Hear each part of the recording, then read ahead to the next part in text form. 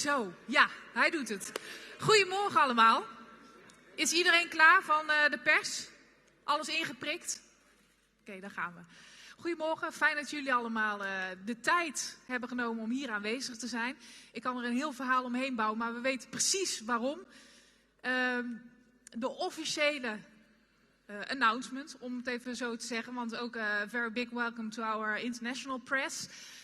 Vandaag wordt officieel bekend dat de Formule 1 terugkeert naar Nederland. Oftewel 3 jaar naar Zandvoort. Ja, daar mag zeker voor geklapt worden, zeker.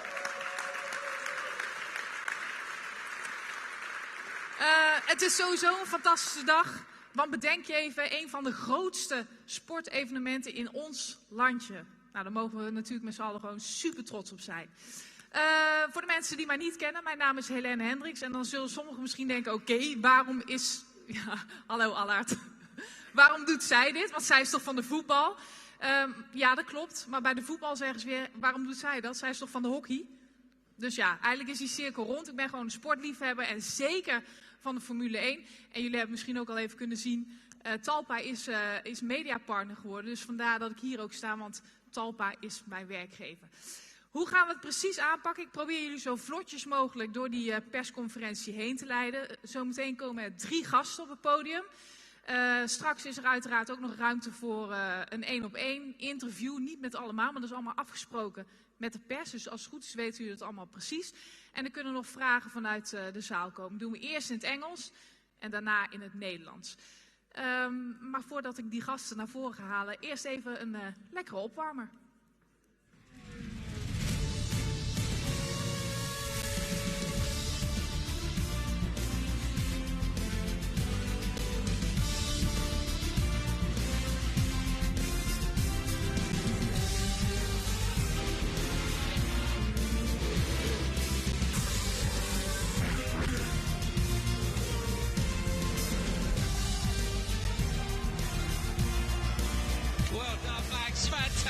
Yes!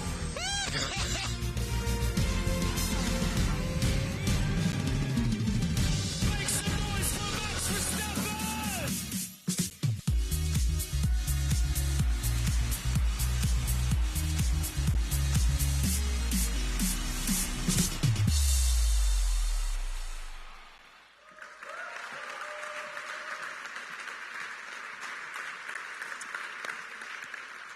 Ik ga meteen onze eerste gasten naar voren halen en ik wil graag een heel warm welkom. Ik ga ze eventjes in willekeurige volgorde opnoemen. Jan Lammers natuurlijk, sportief directeur. Chase Carey, CEO van de FOM en Niek Meijer, dat is de burgemeester. Where do you want me to stand? Right here? Just stand where you want to stand. Okay. Even voor duidelijkheid, ja, is dit lastig trouwens voor de camera's of willen jullie iets naar voren? Goed zo, hartstikke mooi. We hebben ervoor gekozen om te staan. Even voor duidelijkheid, Chase Carey die heeft een vertaler in zijn oor, dus we doen het in het Nederlands. De vragen uiteraard aan hem in het Engels, maar dan weten jullie een beetje hoe het zit. Mannen, dit is een uniek moment. Chase, first of all, why Zandvoort? Well, really 3 reasons. And first, we're thrilled to be here today. There's been a lot of anticipation about this potential event. So it's great, first and foremost, to be able to address it straight on. Again, 3 reasons. One, we have an incredible history at Zandvoort. We raced here, it was 35 years ago that we last raced here. But we've had some of our great races here. Some of our greatest heroes have raced here. And it's a track that is a tremendously important part of Formula One. I think second reason is really the passion and excitement that exists here in Holland. Holland geographically is a small country, but there's no question the heart, the passion is second to none. And I think the energy in Holland is just captivating. Obviously Max Verstappen's helped, give another dimension to that. But there is just a love for this sport that attracts us here. When I go to some of the tracks and see the sea of orange that exists, it really is. It's incredibly special.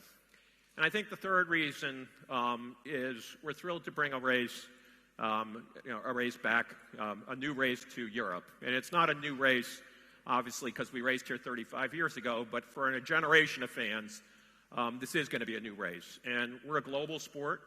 We have 500 million fans around the world and growing. And there's no question the global nature of the sport is incredibly important to us. And we're excited to add new races like the one in Vietnam that we'll also add next year. But Europe's our home. Europe's our foundation.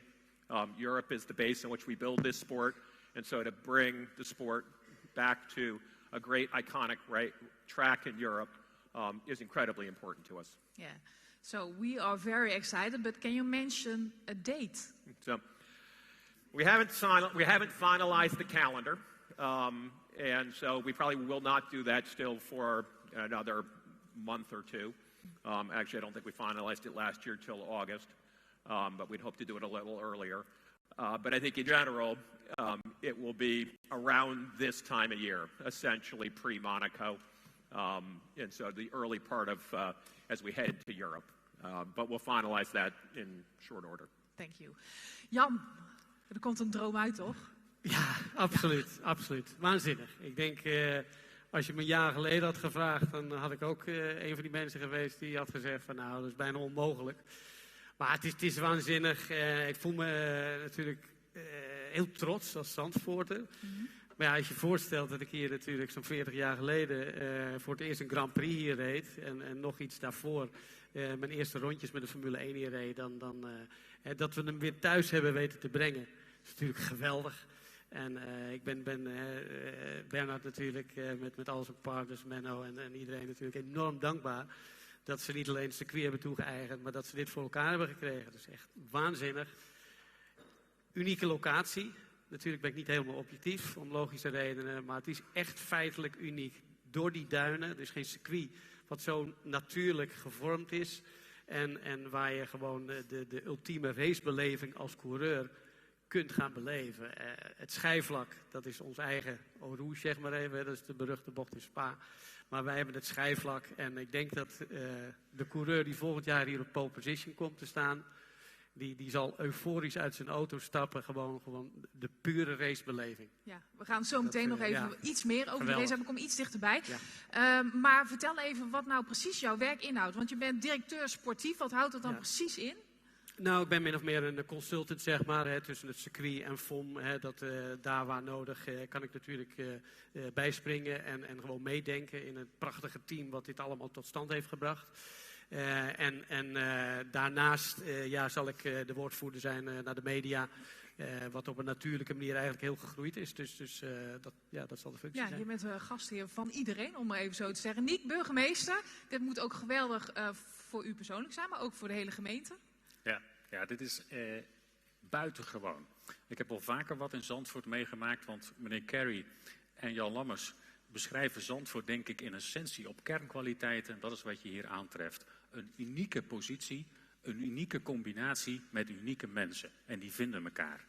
En dat is ook waarom ik hier buitengewoon trots ben dat ik hier mag staan. En dat heel veel mensen op de achtergrond en vooral het circuit, dat wordt hier benoemd met de Formule 1 management, dat werk hebben gedaan. En ja, dit is goed voor Nederland.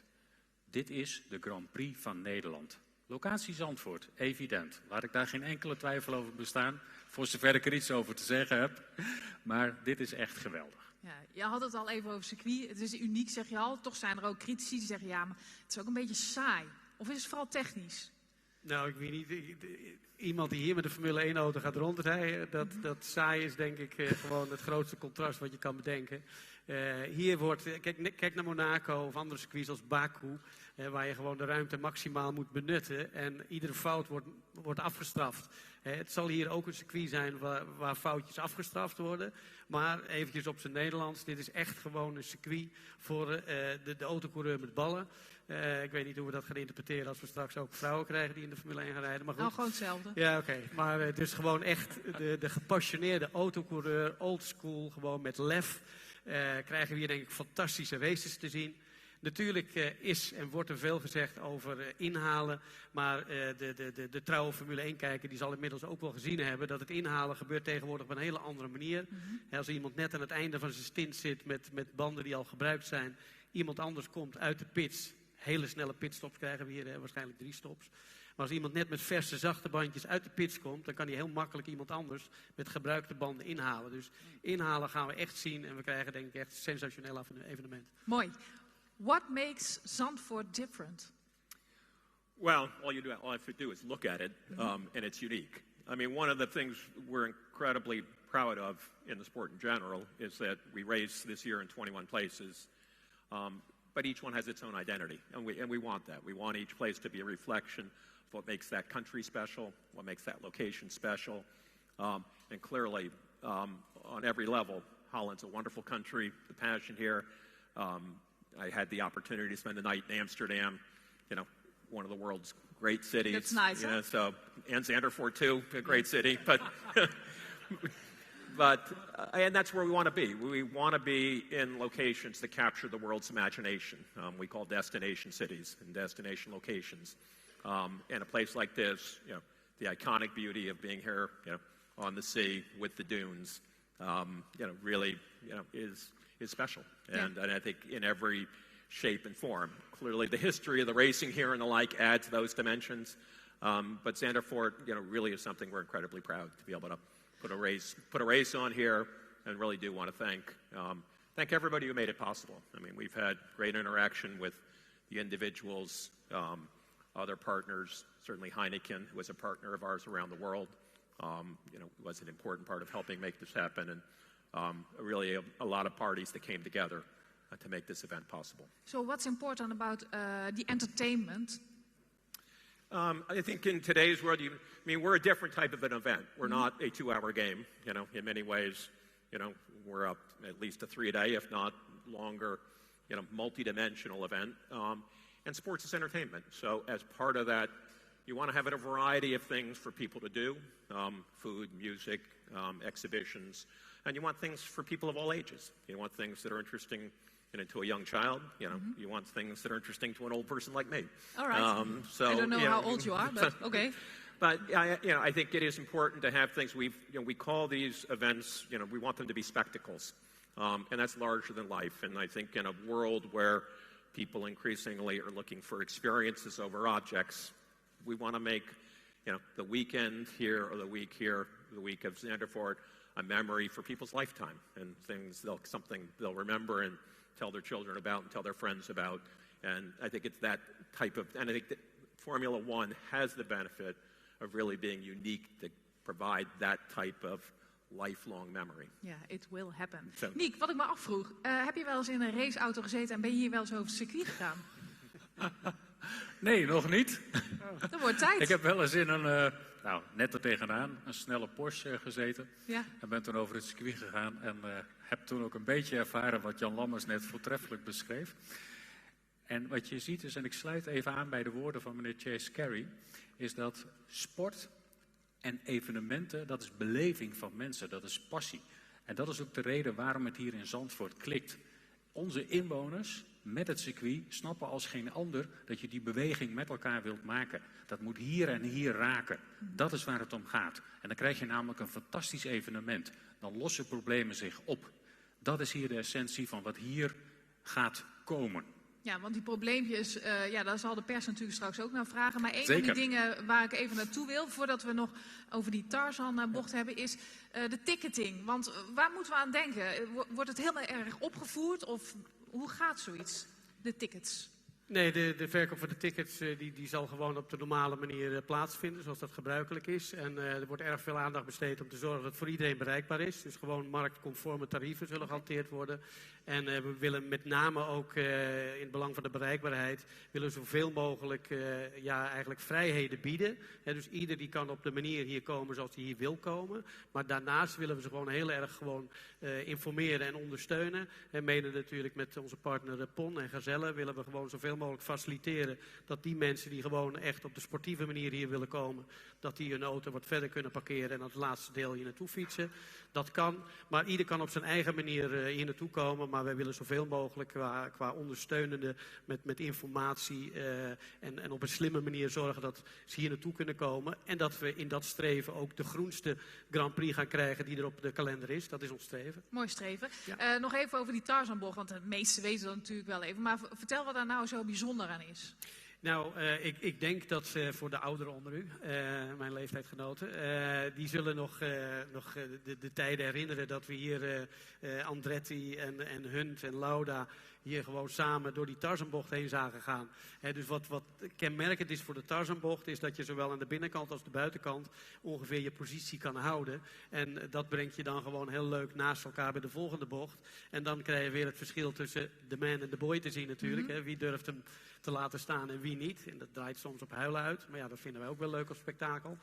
Maar ja, daarnaast heb je dus het schijfvlak. En dat is gewoon die bocht. Dat als je daarop afkomt en je neemt iemand mee voor de eerste keer, dan kom je zo in één keer in het luchtledige. Dus degene die naast je zit, die denkt, nu ga ik dood. Want je ziet helemaal niet waar het naartoe gaat. En dan in één keer, dan komt dat asfalt gewoon weer naar je toe. En daar kan je zo gruwelijk hard mee doorheen. Dat is echt fantastisch. Het gekke is dat ik dit al vanaf mijn 12e doe. En als ik het mooiste moment van autoracen in mijn leven moet beschrijven, dan is dat zo kort geleden als vorig jaar. Toen reed ik hier met de LMP2-auto van Frits van Eert van Jumbo, waar we Le Mans mee doen. En dan kun je dus, nu het circuit ook nieuw asfalt heeft, zijn die hobbels eruit. En dan kun je dus helemaal tot aan het schijfvlak vol gas door. Dat is een beleving, dat heb ik nog niet eerder meegemaakt. Ik reed een rondetijd van 1:27. En dat vond ik zo fascinerend. Die rijders weten nog niet hoe leuk dat is om hier straks met de Formule 1 te rijden. Dus goed, enthousiasme, dat kun je niet verbergen. Dat Nee, kun je niet verbergen. Daar doe je ook geen moeite voor. Nee, dus die auto, nee hoor, Jan. de echte autocoureur die ja, gaat mooi, echt mooi goed die naar zijn zin passie. hebben. Nog eventjes naar de partners, want ik bedoel, anders komt dit allemaal niet tot stand. Leg even uit hoe belangrijk die zijn en wie dat dan zijn. De partners, Ja. we hebben ze hier allemaal in beeld natuurlijk. Ja. Nou ja, Heineken, als één partij weet hoe je een feestje moet bouwen, dan zijn zij natuurlijk de experts. Dus reken erop dat het super gezellig hier wordt. En we zijn natuurlijk super trots op een prachtig merk. Nou, we hebben natuurlijk PON, wat ik al eerder zei. Met name ook met de ondersteuning van hun merk Gazelle kunnen we natuurlijk een hele mooie match maken. Nou, we hebben Volker Wessel, fantastisch, mooi familiebedrijf, die hier natuurlijk ook enorm gaat ondersteunen met het verbouwen van het circuit. Dat is een hele logische match. Talpa Network, je hebt het net zelf al aangekondigd. Ja. En natuurlijk John de Mol, ook iemand waar we een enorme icoon in Nederland heel trots op zijn. En heel trots dat we die als partner kunnen annonceren. Nou, dan hebben we cm.com, natuurlijk ook een heel mooi bedrijf. Voor veel mensen denk ik nieuw. Maar als u hier of daar wat bestelt en u krijgt gewoon een sms'je of een tekstje met van de bezorger is onderweg en het wordt straks afgeleverd. En of dat dan met sms of WhatsApp of Facebook of wat dan ook wordt gecommuniceerd. Daar zijn ze absoluut de expert in, dus heel trots dat hij er ook bij is. En Jumbo, say no more, natuurlijk ook een van de founders van Max. Mijn persoonlijke vriend Frits van Eert, waar ik natuurlijk een paar keer Le Mans mee gereden heb. Dus echt, en dat is nog maar degene die hier natuurlijk hier opstaan. Daarnaast hebben we natuurlijk een enorm support network. Zelfs gewoon het team hier op het circuit, die weten ook niet wat er overkomt. Als je hier de vloer op komt, dan is het all smiles, want dat is in één keer een heractivering. Want we hebben gewoon de Grand Prix weer thuisgebracht en dat is geweldig. En dat is mooi, zeker. Ja. Goeie ambassadeur. We gaan even de man van Heineken naar voren halen. En je kent hem natuurlijk als geen ander, Hans-Erik Tuyt.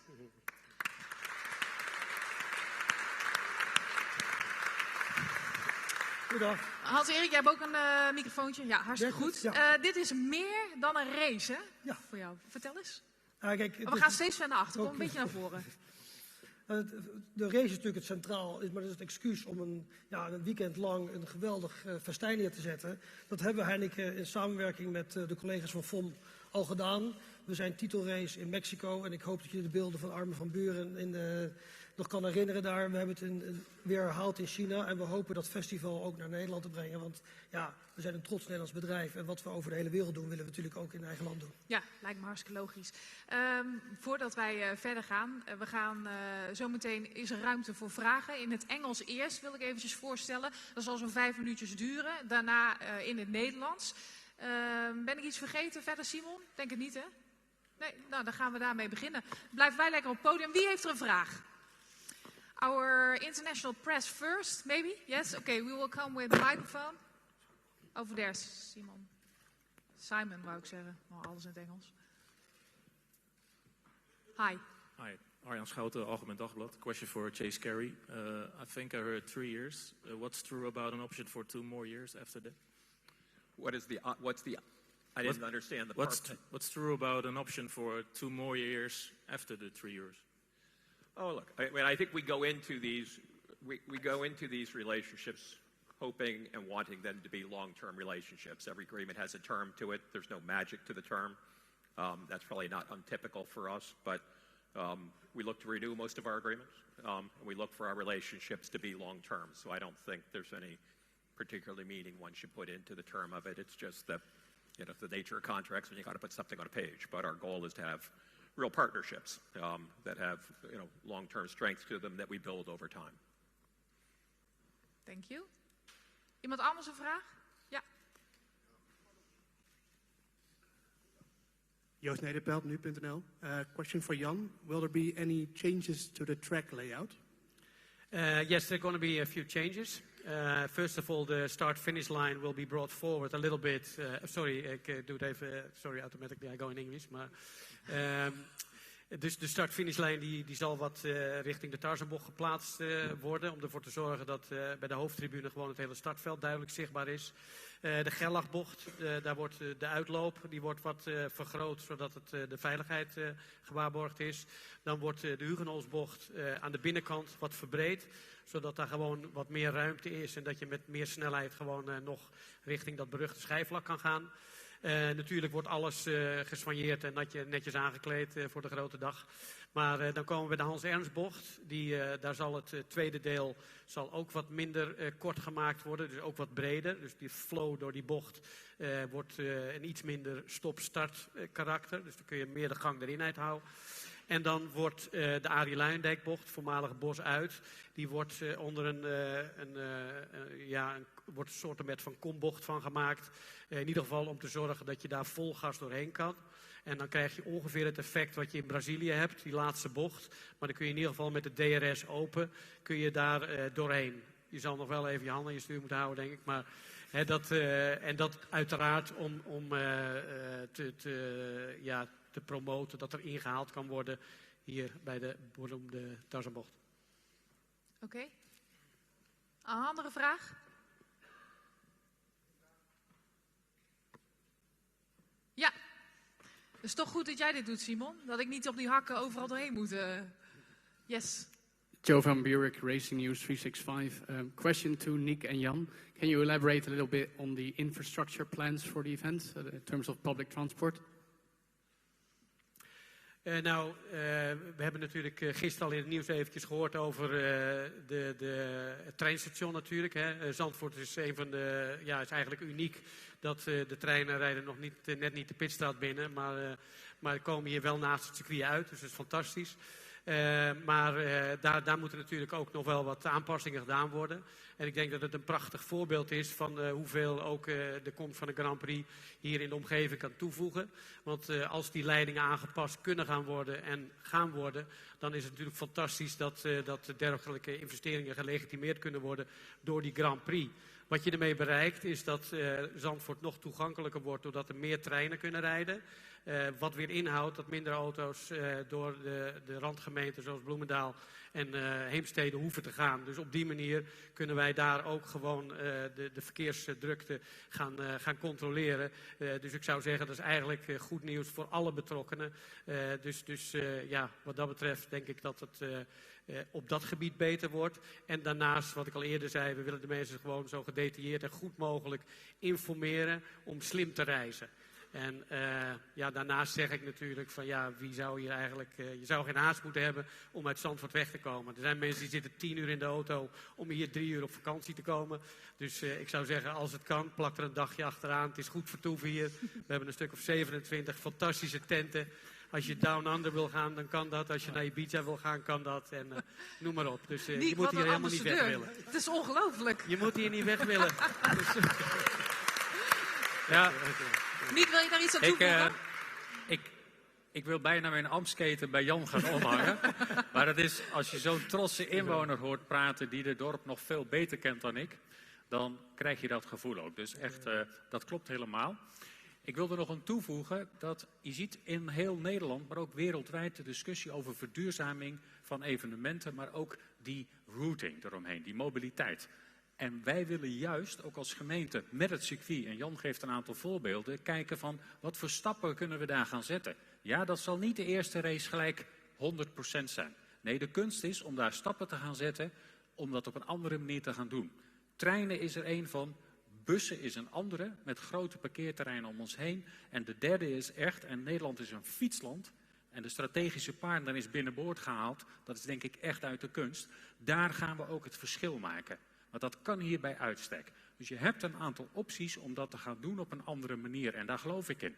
Dat past ook in het bredere beeld wat meneer Kerry net aangaf namens de Formule 1 management. We gaan er een 5-daags feest van maken. Want niet 1 nacht zou ik zeggen, maar 5 nachten blijven we hier in deze metropool. Met z'n allen.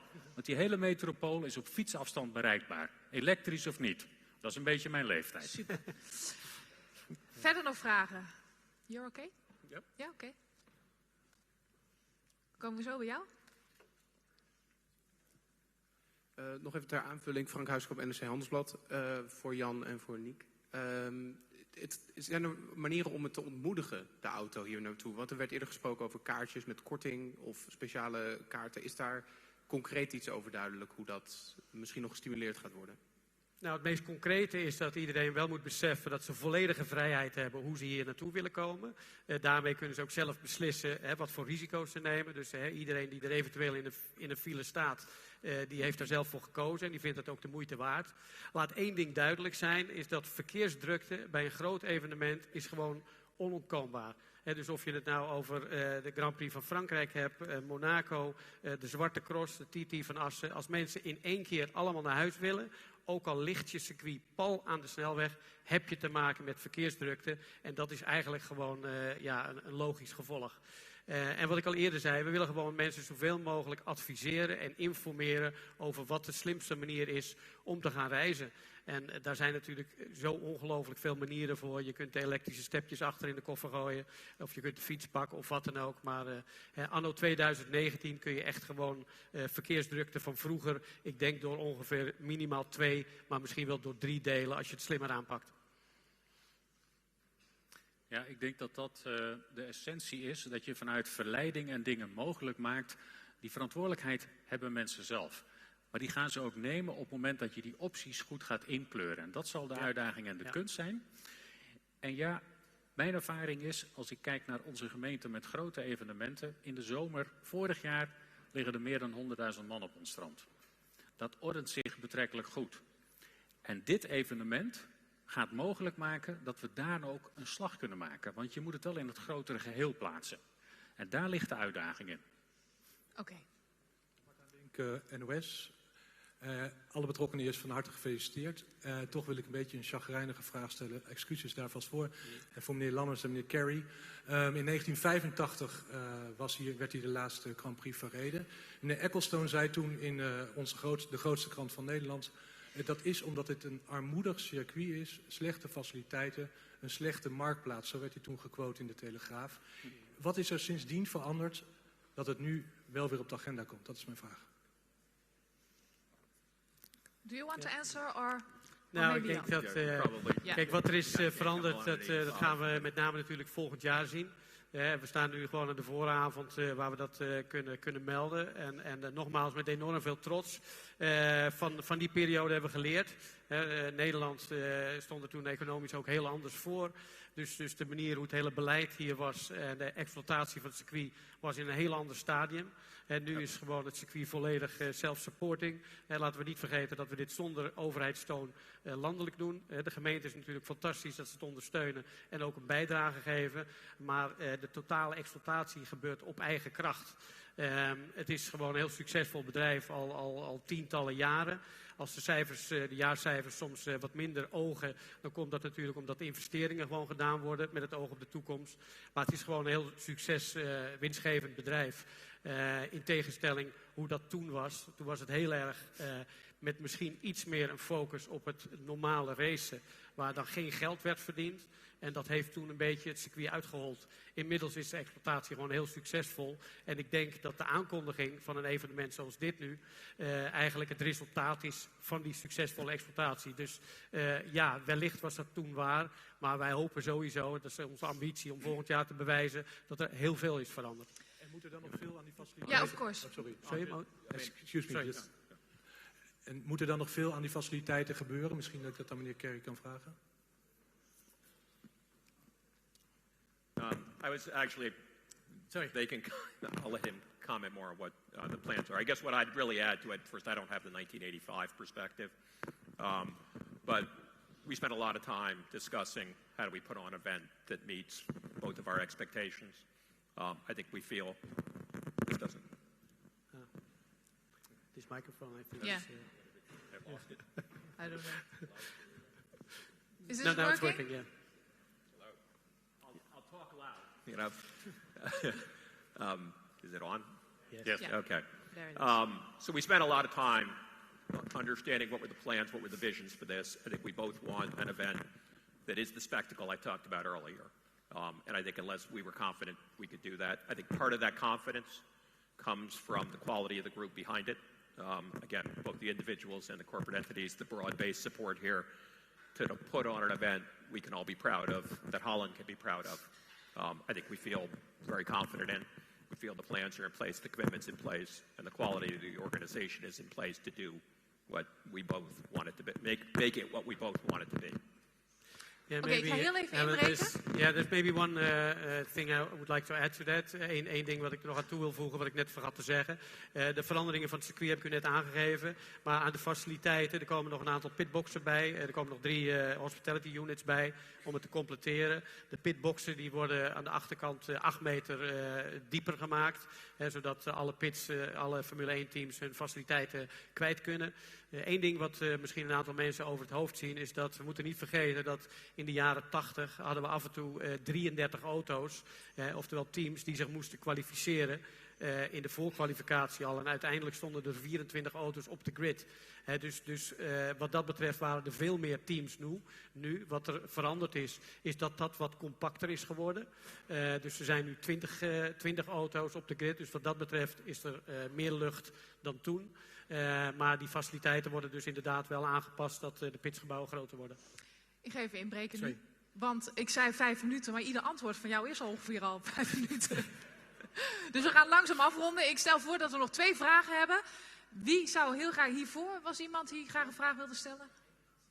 Ja? Hans Kunnekoper van het ANP wil nog graag weten hoeveel toeschouwers er worden verwacht in het raceweekend. En wanneer er met de werkzaamheden gaat worden begonnen. Want als het over een jaar al zover is, lijkt me kort dag om dat allemaal, al die infrastructuur en dergelijke aan te passen. Wie wil daarop reageren? Ja, ik denk dat in de eerste plaats, we maken ons klaar, we richten ons in voor zeg maar 200.000 bezoekers over 3 dagen.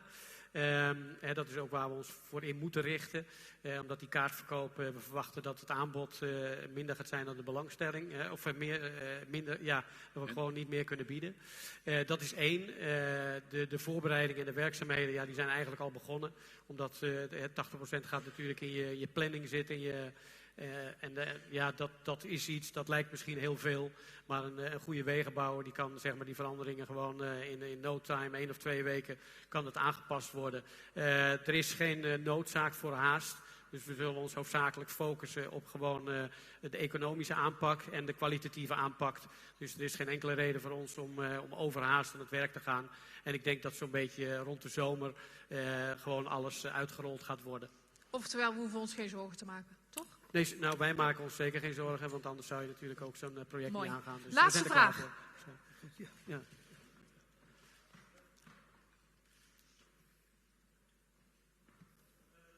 Yeah, is it working? Yeah. Lennart Bloem of the Volkskrant. A question for Mr. Carey. You're running F1 for 2.5 years now. Was there a specific moment during that period when you thought we really need to go to the Netherlands? Was it the orange stands in Belgium, or I don't know, but was there a moment? I mean, realistically, no. Come on. Yeah, there wasn't a moment, but certainly probably the first thing I would remember that made Holland stand out was, and I think it was the race in Austin, was the Sea of Orange. I mean, I don't know how many fans there were, but there were probably, 25,000 fans. Austria our track must be an 8-hour drive from here. So there clearly, is a unique passion and excitement for the sport here, and that's an important part. We want to grow it everywhere, but when you have a place that has that type of passion, clearly there's something special there, and clearly, again, I said earlier, Max has certainly added a dimension to that. But as we sort of went through options, and we're fortunate, we have a lot of cities around the world that want to have races. We have much more demand for races than supply, so we have the luxury of being able to choose what we think are the places that will really, capture fans' imagination. And as we focused on the passion here, what makes Holland special, what makes Zandvoort and Amsterdam special, it sort of continued to tick a lot of boxes. And then, as we talked earlier, every race is dependent on a partnership with our local partners to make the race. You got to execute. Races don't happen by themselves. And so I think the team that ultimately, a vision we had for what it could be, was married to a team that we thought could execute on it. So it really was a building set of things, but I guess if I was going to pick something, probably it was that initial, sort of, again, I'll call it a Sea of Orange, that was clearly unique. Oké. Goed, dan zijn we hiermee een beetje aan het einde gekomen. Er is straks natuurlijk nog een lunch. Er is ook nog een foto straks in die Tarzanbocht. En allereerst wil ik nog eventjes een heel warm applaus voor deze 4 heren.